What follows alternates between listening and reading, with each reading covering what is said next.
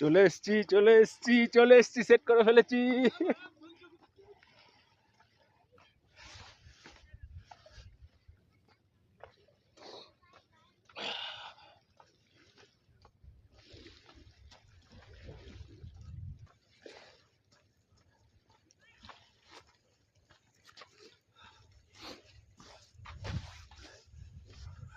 হ্যাঁ, হ্যালো, চলে এসছি লেকে ডেস্টিনেশন, সেকেন্ড থার্ড ডেস্টিনেশন।